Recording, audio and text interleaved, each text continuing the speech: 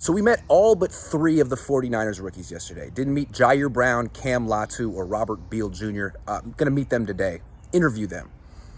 Thinking about the 8 we did interview yesterday, and I'm thinking about which one is here to play right away, which one's ready to play right away, and which ones are on like the 49ers red shirt program. And there's no shame of being in the red shirt program. A lot of good players have been in that red shirt program. Guys who were not fully developed, maybe emotionally, physically, by the time they got to the 49ers. Most rookies aren't, but some are. And I was curious to see which guy is going to assert himself right away. And from what I could tell, just standing in the room with the guy, it's the cornerback in round 5, Darrell Luter Jr. I mean, we know he's very mature. He's married. He has a kid, and all of that comes through. Very mature, but also physically, he's very strong. You can see it. He doesn't look like a rookie cornerback. A rookie cornerback, I think Ambry Thomas. Ambry Thomas still looks like a rookie cornerback I haven't seen him this year, but not a lot of muscle definition. Luter Jr. does. He looks like he could get on the field right now and be physical at the line of scrimmage, jam a wide receiver, and tackle, which is stuff you got to do if you're going to get on the field as a cornerback. Otherwise, you better be Deion Sanders, which no one is. So he was very impressive. We asked Darrell, what kind of coverage you play in college at South Alabama? And he said, that's an interesting question. 90% press man. 90% press man coverage, physical at the line of scrimmage. He said even when the rest of the defense was playing zone, a lot of the time he'd be on the boundary playing man. So that was very interesting to me. You got a guy who's built to play right now. He's very athletic, very mature, strong, and he played press man. So I think that kind of gives us a little bit of a clue as to what the new defensive coordinator, Steve Wilks, wants to do on defense. And it makes sense, right? We know he wants to blitz. He's known for blitzing. Blitzing, that's rushing 5, maybe sometimes 6 guys. You're going to rush more than 4 players.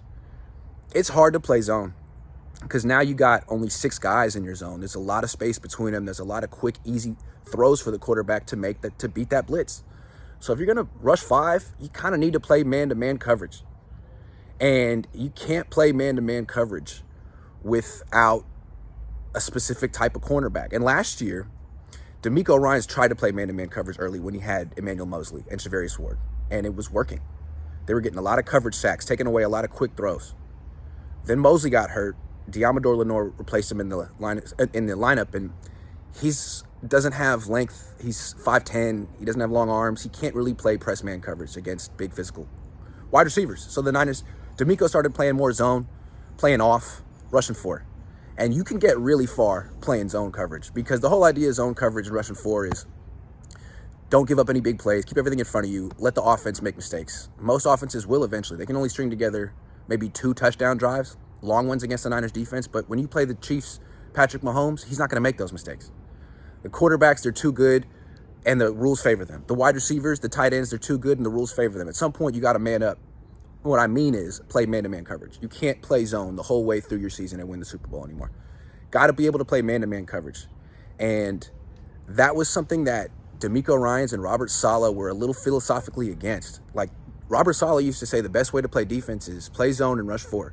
Well, yeah, if the quarterback's Tom Brady or if the quarterback is stationary, but not even if Tom Brady, because Tom Brady can execute 12-play drives. If the quarterback's stationary, sure. But if he's not, rushing 4, you're always going to give him a scramble lane. There's always going to be one gap that's unaccounted for. 4 rushers against 5 offensive linemen can always get outside the pocket, extend the play, and then that zone coverage breaks down. So you got to be able to play man-to-man coverage, and it seems like that's what Steve Wilks wants to do. He wants to bring pressure. If you're the kind of defense that brings 5 rushers on 3rd down, it's really hard to scramble against that. It's hard to extend the play. You got to get the ball out of your hands quickly. And if you're playing press man coverage, there's no guaranteed quick throw on the field. Someone has to win.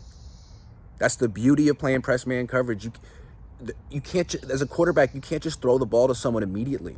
So one of your receivers has to win, has to beat a guy, and you don't know which one it's going to be. You can look around at the line of scrimmage and try to pick the matchup you like the best and guess who's going to win, but you don't ultimately know. And there's 5 guys coming to sack you. So to me, that's what Robert Saleh did in 2020. Which was his best year as a defensive coordinator, in my opinion. He had Jason Verrett and no Nick Bosa. So what he did was he started playing a lot of press man coverage and rushing 5 because he didn't have that super pass rusher. And all of a sudden, He had a top 5 defense without a super pass rusher. You can be aggressive as a blitzer if you have great corners. If you don't have great corners, you got to play zone coverage and rush 4, and you're going to get beat eventually. But I think this is the evolution the Niners defense needs. They need to be able to play high-level man-to-man coverage, and now they have the corners to do it. Look at it again across the board: Javarius Ward, Isaiah Oliver in the slot, and now Darrell Luter Jr. All guys 6 feet, all guys with like 33-inch arms, all guys that are really strong. And they also have Ambry Thomas, who has those dimensions and those physical attributes, but doesn't have the strength. And frankly, that's why he got passed up by Diamador Lenore, because Lenore's small, but at least he's strong and can tackle.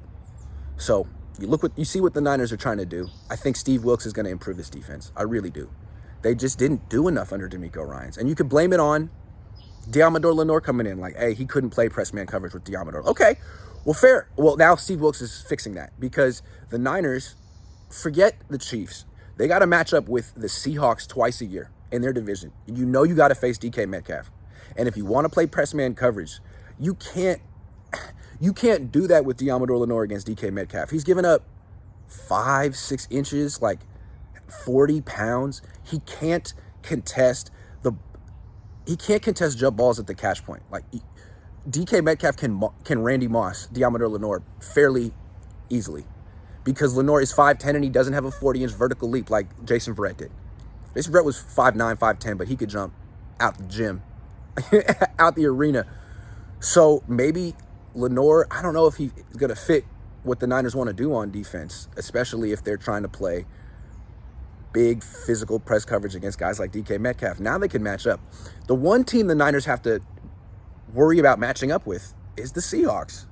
And the Seahawks are interesting. Like, they have 3 really talented wide receivers, not just DK, but Tyler Lockett on the other side and Jackson Smith and Jigba, who they drafted in the first round this year. So the Niners need, if you want to play press man coverage, you need at least 3 corners who can do it. And now on paper they have them: Luter Jr., Oliver, Ward.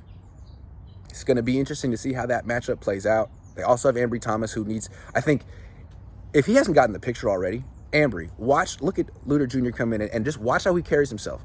That is exactly who they want you to be. They drafted him because you haven't lived up to expectations. And I don't know what happened last offseason, but you see it sometimes with rookies who have promising finishes to their rookie year.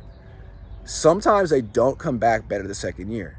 They think they've accomplished something. They don't really work out. I don't know what, they don't attack the offseason and transform their body the way they should, and they get passed up. Dante Pettis was an example of that. Played pretty well his rookie. His best year ever was his rookie year. And came back the next year, and his body he still looked like a college player. And you can't make it in the league like that.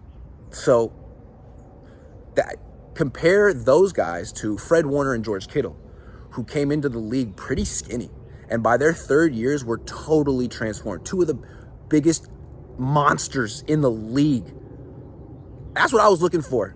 You know, who's going to be that guy in this room? And so far, Luter Jr. is the grown-up in the rookie class.